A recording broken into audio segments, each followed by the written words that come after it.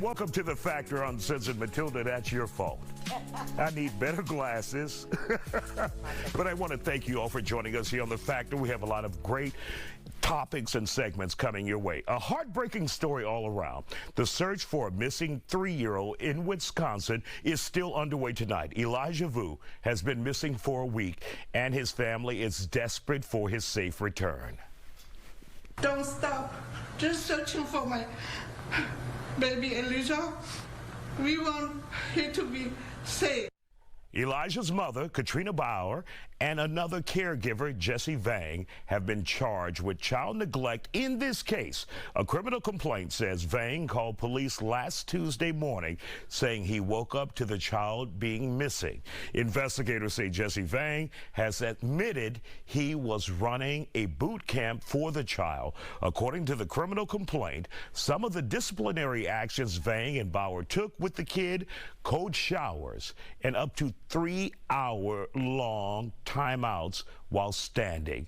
Bauer told officers she wanted Vang to teach the child by example how to be a man and correct bad behaviors. Joining us to talk about this on The Factor Uncensored, we have with us parents David Settle and Matilda Saragosa and therapist Dr. Jasmine Boone. First of all, Matilda, as a parent, hearing the details of this story and how this mother turned her child over to someone who's not the biological father to discipline him and to make him what she thinks or considers to be a man. Your thoughts on that? Oh my God, I was just infuriated when I read this story. I was just thinking, how could you possibly give such an innocent child over to an individual to do these type of things to a baby, an innocent baby? And how do you expect somebody to punish him and to teach him to be a man when he's not even fully developed to even understand what that means? You know, it just breaks my heart. We have so many individuals out there. And we have to remind the viewer, we're talking about a three-year-old. Absolutely. How do you want a 3-year-old to be a man? To be a man, exactly. Like, what is that? What is it that you're expecting? And this poor baby, he's just brought into this world, innocent child. We have so many mothers out there wanting babies and that can't have some and that have lost some, and then we have people that have them, and this is the type of abuse that they put them through. And David, is this a case of a mother being blinded by love or what she think is love in order to sacrifice her child to a non-biological parent or someone she's dating? Man, you know, it's hard to tell. It's hard to say just from reading the article, right? And you would ask the guy about the woman being in love with the dude, but, you know, it could be that. It could be, you know, the pressures of motherhood and her wanting to just get away, right? But it's hard to say. That's called a babysitter, David. Yeah, exactly, right? You know me, man. I got 5 kids of my own, right? And I just want to piggyback on what you said. It's like, man, how are you trying to teach a 3-year-old to be a man? What is it with our society in this day and age where we're trying to take away our kids' childhood, right? Like, can we teach them how to be a teenager? Can we teach them how to be an adolescent? Right. Can we teach them how to be a young boy, right?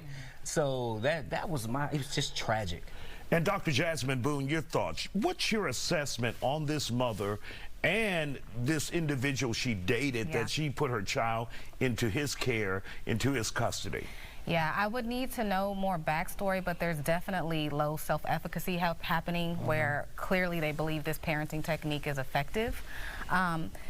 Maybe they are both adult survivors of child abuse themselves, and so from learning and being the recipient of abuse, they project that onto their child and abuse as well.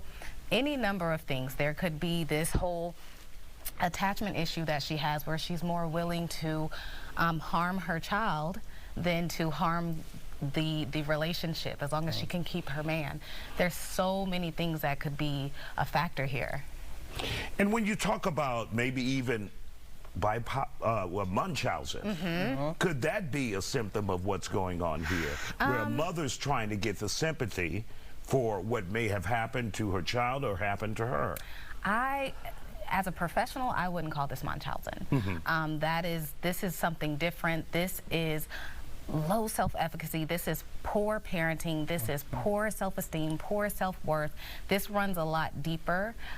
I wouldn't comfortably diagnose this Munchausen. And so when you see, Matilda, a mother who's going to this extent, saying, I want to make my child a man, and he's 3 years old. I mean, you have to question. That's just, that doesn't make sense. What are you looking for? I mean, what is it that you're looking for? I mean, I would have to question her sanity. I mean, like, what? There's definitely a mental deficit there. I mean, what is going on with you as a mom that you would just turn over this innocent child to somebody to do those type of things to a baby who has done nothing? And what type of behavior would cause for that type of punishment? Standing up, leaving him in a dirty diaper for hours, right? Just what that baby had to endure for that period of time. It's just beyond me, and I cannot believe that she would just give him over to a boyfriend for him to do that and then call it a boot camp. Yeah. This is crazy.